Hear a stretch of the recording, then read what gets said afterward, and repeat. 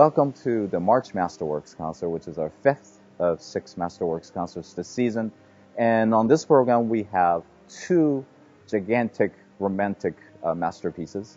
In the first half, we have Rachmaninoff's Piano Concerto No. 2, featuring the winner of the 2020 Arthur Fraser International Piano Competition, held annually here in Columbia, Caleb Borick, who is a Charleston native and has been making waves as a young pianist around the country. In the second half, after the intermission, another huge romantic masterpiece, and that is Symphony No. 4 by Johannes Brahms. To open the concert, we have a bit of a rarity, and that was written by a Polish composer. Her name was GRAΖYNA BACEWICZ, and this is a piece called Overture. It's a 6-minute overture that packs a punch, and dates from 1943, so she wrote this in the height of the Second World War. But we'll start with Rachmaninoff first. So Rachmaninoff, famously, this particular piece, the Second Piano Concerto, was what catapulted him to fame as a composer, and really became sort of a launching pad for his long career as a pianist and as a composer around the world. But it came as a result of a prolonged state of depression for him, and also writer's block. He was born in 1873, and by the time he graduated from conservatory, he was considered a very promising young composer.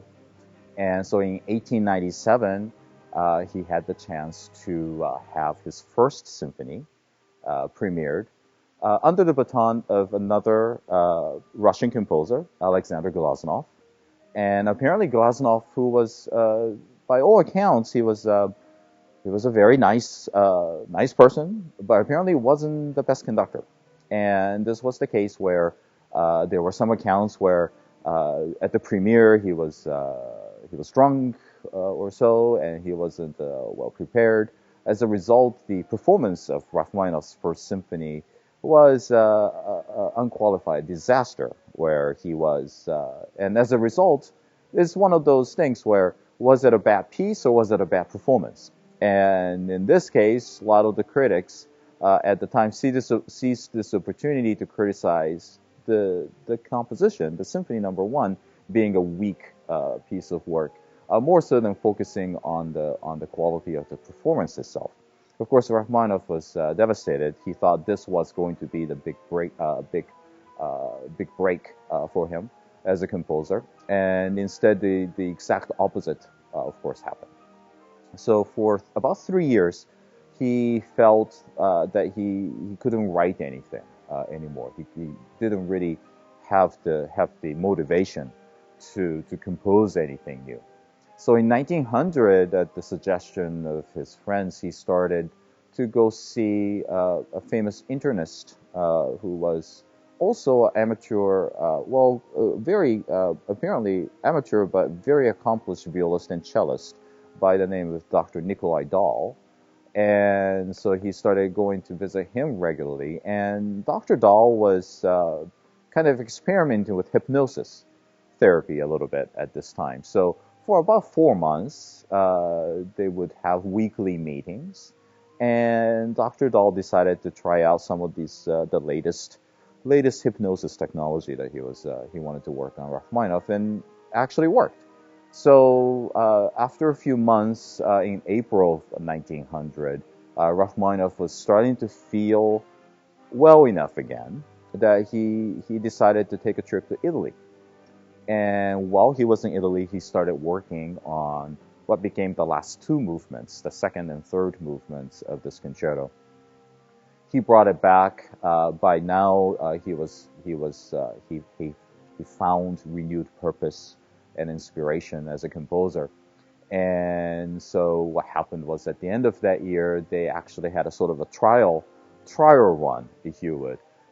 He wanted to be careful, considering the premiere, the disastrous premiere of the First Symphony 3 years ago. So he wanted to kind of tread carefully this time around. So he started out by just doing the last two movements in an informal setting, and it was a huge success. So then he added, finished up what what became the first movement of the concerto.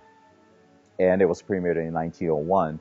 And this time around, as many of you know, it became an instant hit, and it is now, to this day, it is one of the most popular piano concertos that's ever been written, and it's performed all over the world on many occasions, of course. Rachmaninoff went on then to become a very successful composer, pianist, of course. He was known for his astounding technique at the piano. He often composed piano works that were intended for him to play in his recitals around the world. Of course, after the Russian Revolution started, he left Russia, and he actually ended up living in New York for several years towards the end of his life. And at the very end of his life, because of his failing health, he wanted to move to somewhere that was warmer, sunnier and warmer. So he ended up moving out to Hollywood. That's where he ended up. He passed away in 1943. As a composer, also as a conductor as well, and of course as a piano soloist, while he was spending a lot of time in New York City, he forged a very close relationship with the Philadelphia Orchestra, and with whom he recorded a lot of his own compositions. So he is one of the first composers. Of course, people like Igor Stravinsky, Leonard Bernstein, Aaron Copland, and so on, all these master composers of the 20th century, we now have records of their own performances. A lot of these composers also conducted. Of course, Bernstein was one of the most famous, well-known conductors as well. So we have these records of how they interpreted their own music, which obviously we don't have the benefit of learning when it comes to people before this period, right? Like Beethoven, Bach, Mozart, and so on, obviously. But Rachmaninoff really then was one of the first well-known composers to have their own performances recorded for later use. So you can go out and see how Rachmaninoff himself performed this concerto and so on. The concerto, as I mentioned, is in 3 movements, and it opens famously with just simple, very quiet chords played by the piano soloists. And it's the same chord that's played over and over, but it increases in intensity. It's such a simple opening. And then when it reaches its climax, then of course the orchestra comes in with the strings and the clarinet presenting the main theme, not the pianist. So initially, pianist is playing more of an accompanist role to the orchestra as the orchestra plays this simple yet very lush melody. And this sense of the pianist and orchestra, their roles intertwine with each other, where sometimes piano is actually playing more of the accompaniment role to the theme that's played by either a soloist within the orchestra or by certain sections of the orchestra. This kind of musical teamwork is paramount to how this piece is put together. And you can see that trait also in his other concertos as well, the Third Piano Concerto or the Rhapsody on the Theme by Paganini, where the partnership between the orchestra and piano is very much that of chamber music and equal partner throughout. The second movement of this concerto, when the main theme starts, many of you will recognize it, and I would venture that some of you out there probably have sung it as a karaoke song, because the same music was used by Erich Carmen for his All by Myself. Carmen apparently was a classically trained pianist as well, so he adored the music of Rachmaninoff. So he borrowed, I guess, adapted some of Rachmaninoff's famous melodies into his own songs. So again, don't start singing if you recognize that theme as we play it. But that's the Rachmaninoff Piano Concerto. Brahms wrote his Fourth Symphony, and by the time he wrote it, he was in his early 50s. and this is his last of 4 symphonies that he wrote. And to me, it's a very much a personal statement for him. I think at this point in early 50s, he was starting to think about retirement in a way, retirement life. He's thinking about where all of the journeys that he's taken so far as a composer, as a pianist, as a composer, and there's a certain level of reflection uh, in this particular symphony. Also, when we think of Brahms, and of course Brahms comes from, he was very much one of the leading composers of the last half of the 19th century, sort of what we call the Romantic era in music. So of course, he is considered one of the leading composers from the Romantic era. But then in a way, he was so enamored by the music of earlier periods, Bach, for example, Bach and Handel, so these Baroque masters in particular. And he always felt that he was carrying on the torch of Beethoven as well. So there's a certain sense of classicism in his music as well, and that comes through more in terms of form in music, as opposed to Wagner. And there was in their lifetimes there were 2 camps of music critics and music lovers. The camp Brahms, on one hand, who sort of were more of a traditionalist in a way. They would still play within sort of the boundaries that were handed down to them by previous generations of composers, people like Mozart or Haydn, Beethoven, and so on. And they would innovate, but still honoring tradition. And then the other side, you had Camp Wagner, and Wagner was sort of considered more of a revolutionary, and kind of trying to break completely new grounds without really much regard to the tradition. And those 2 camps were sort of polar opposite from one another. You had composers also like Franz Liszt, who was more obviously in the side of Wagner camp and so on. So oftentimes Brahms gets this reputation as sort of being conservative not politically, but conservative in terms of being a traditionalist in his writing. And sometimes that kind of typecasts him a little bit. What this particular symphony, the 4th symphony, shows is sort of the raw emotions of Brahms as a human, and how he communicates that to us, to performers, to the audiences, to you, still using conventional musical forms. And that's one of the miracles of this symphony, is how emotional and in a way how tragic and devastating this piece is. But it is such, when you look at it just straight from a technical point of view, it is so tightly put together as a form. It's concise. It is using conventional forms. Sometimes it's going back to the Baroque era, and yet it has such drama and such impact to both the performers and listeners. For instance, the first movement of the symphony, it starts with, and this figure comes back many times in various disguise, various wearing different costume, I guess, if you would, throughout this movement. It opens in the violins, a very simple figure that sounds like sighing. It's like a musical sigh. And there's definitely a sense of searching, like searching for an answer. It's a little bit of doubt, a little bit of wandering around what's happening. And it'll take shape. There's a moment Bernstein one time famously called a German tango.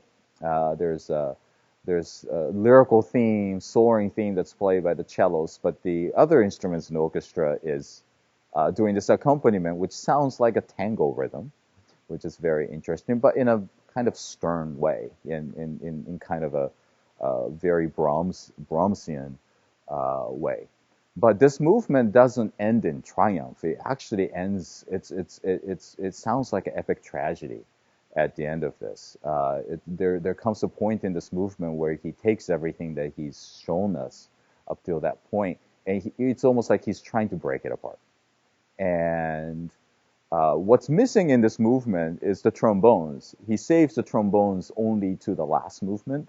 At the climax of this first movement, I swear he should have just used the trombones at that point. But it ends in a sort of this very stern, epic, tragic mood. To follow that second movement is almost like a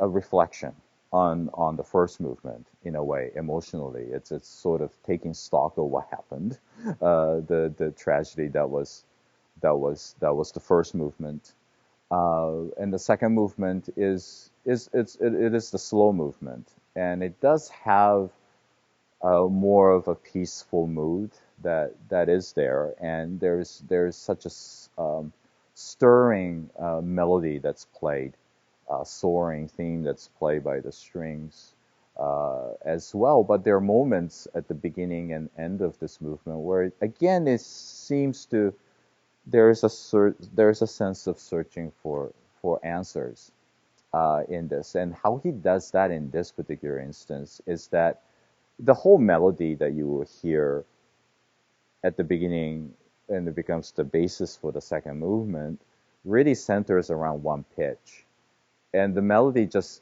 doesn't stray far from it. It just repeats that same pitch a lot. It goes up a little bit, but it always comes down. It might dip below that note a little bit, but it always comes back. So it's almost like you're afraid to melodically, in a way, you're almost afraid, a little reluctant to leave your home a little bit. So that's sort of an interesting way of constructing melody there. It has a certain impact for a listener. So after all of this, then we enter into the second half of the symphony in a way. It's in 4 movements. So movement 3 is called, the title that he uses, or the indication at the beginning of the third movement, is called Allegro Giocoso. And Giocoso, musically speaking, could mean many things. It could mean lively, it could mean humorous, also could mean joyous. And so, considering what came before in this symphony, the third movement, which is the shortest movement of all, has this sense of abundant energy. And to make things even more joyous, and Brahms was always very picky and very specific about the use of various instruments, which is interesting. So, for instance, if you're a triangle player, if you're a percussionist, the timpani gets a lot of action throughout the symphony. But if you're a percussionist, and if you're playing the triangle in this piece, you only get to play in the third movement. But of course, being the triangle, you will hear it. Same thing, for instance, piccolo. Piccolo is only used in the third movement as well. I mentioned earlier, the trombones, they get to sit still and behave for like 30-some minutes, not playing a note, before they have to come in the fourth movement of the symphony. But back to the third movement. So in the third movement, then, so there's this sort of almost a little bit of is a little bit of a joyous noise thing going on. Maybe it's maybe it is a genuine joy, or is this is this coming on the heels of this moment of epic tragedy and sort of our emotional response to it, the second movement? Are we pretending things are joyous in the third movement? You can decide as a listener in this piece. That leads into the fourth movement, and when we think about the fourth movement, and as the final movement, of course, if you go back to Brahms's earlier works, in the first 2 symphonies, both in the first symphony and the second symphony, the finale is very triumphant, and it is very upbeat. It's very celebratory, more traditional in a way. That's what listeners expected from composers. Composers could take you on sort of a turmoil and journey, but they kind of expected. Think of works like Beethoven's Fifth Symphony, for instance. They expected at the end everything to be okay. That was sort of the traditional setup.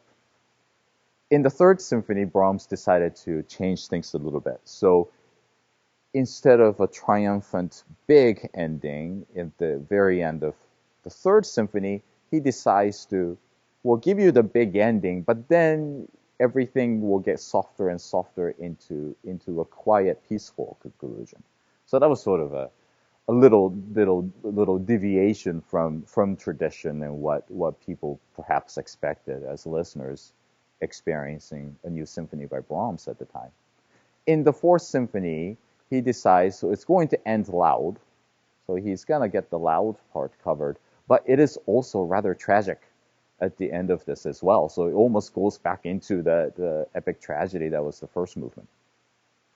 What's also unique about the fourth movement is that it is really a set of variations.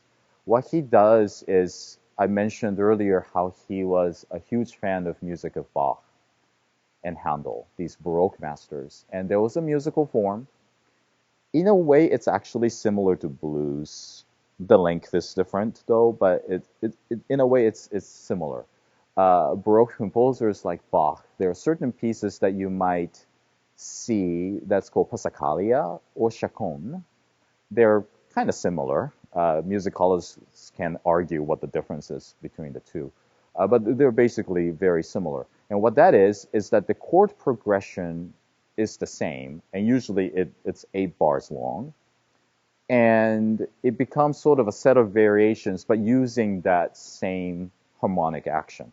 So it's basically a set of variations. In this case, it's 32 of them altogether. And as a listener, which is brilliant, after a while, maybe after like 12 of these, 12 presentations in different ways of this chord progression, you get so used to it. Your ears will get so used to it that composers then can really vary the mood, kind of just not be so overt about keeping sort of the how loud things are, what instruments are used, what kind of melody is used, consistent, and yet our ears will recognize, because it's conditioned by then to recognize that it is still this recurring theme that's going on throughout this thing. It's kind of brilliant technique. Passacaglia was as many things in Baroque era, like the days of Bach and Handel, it was all based in dance form. So in this instance, we have it's in 3/4 beat. It's in triple meter feel, but it's stately. But again, it needs to have this kind of stately, courtly dance like feel to it. And Brahms actually will capitalize on that sense of this stately dance to unify this movement as well. It ranges from the strings, and it's actually a famous excerpt that we use. There's a very virtuosic writing for strings, but then there is a very sorrowful solo for the flute in the middle of this.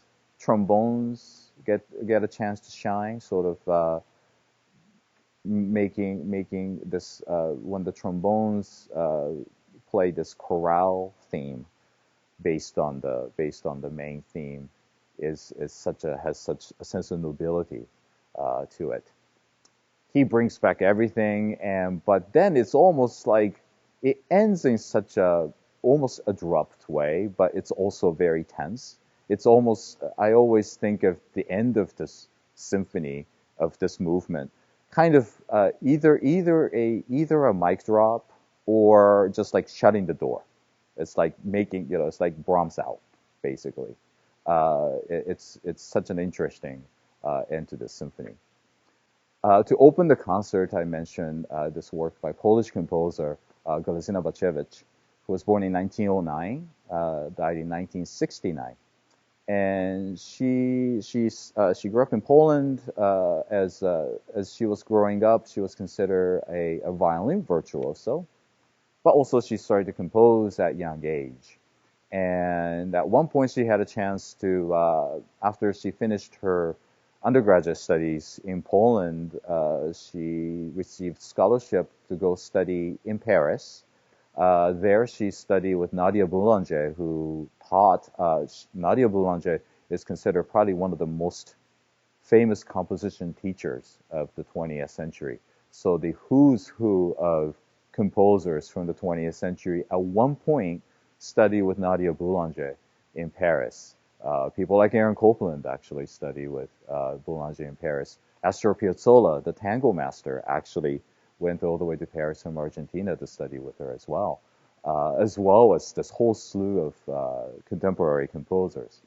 And so Bacewicz had a chance to study with Boulanger, but at the same time, she also studied violin with a famous violin pedagogue, Karl Flesch. And after a couple years of doing that, she went back to Poland. This is now in the mid-30s. And but by this time, she had won several big competitions, international competitions on violin. And she became the concertmaster of the Polish National Radio Symphony Orchestra, a position she held for a few years. During the war, her sister was wounded in the war, and so her family had to kind of move from one city to the next in Poland, but she kept on composing. So the work that you're going to hear, which is simply called Overture for Symphony Orchestra, it dates from 1943. And it is, and of course, because she was a violin virtuoso, her string writing is quite virtuosic, and that's how the piece opens. There's this restless technical stuff that's going on in the strings. Bacewicz at the same time also furthered her violin studies under another famous pedagogue, this time on the violin, by Karl Flesch. And she went on to win some major competitions. A few of them still exist today. There's a famous competition called the Wieniawski competition for violinists, and she won the first prize in that. Started concertizing all around Europe, while also composing as well. And then she went back to Poland to become the concertmaster of one of the leading orchestras in Poland at the time. Orchestra, again, still exists today, the Polish National Radio Symphony Orchestra. And she served in that capacity for a few years, but left to pursue give her more time to compose and tour around Europe. But then, of course, the Second World War started. And during the war, her and her family had to move from different locations throughout the country. Her sister actually got wounded during the course of the war, but she kept on composing. And in this particular overture, which again, as I mentioned, it dates from 1943. It's a 6-minute piece, and it is quite energetic, although it also has a very beautiful lyrical section in the middle as well. But one can't help but think of this spirit of resilience and ultimate triumph that's all packed into this short work by Bacewicz. And I believe this is the first time that our orchestra is performing her music. As I mentioned, she was quite prolific. So if this piece piques your interest into checking out some of her other works, again, her works are now being sort of rediscovered and starting to be recorded and performed all over the world now. So I would encourage you to check out her music as well. So overall, this is quite a dramatic concert. You have a 6-minute overture that comes from the height of the Second World War, that kind of reflects the spirit of artists and people during that time, the spirit of resilience and search for hope and victory. Then you have the two gigantic works from the Romantic tradition, the Rachmaninoff Second Piano Concerto, of course, and the Brahms Fourth Symphony. These are all very personal statements of these composers, and quite dramatic. So I hope you enjoy this particular program.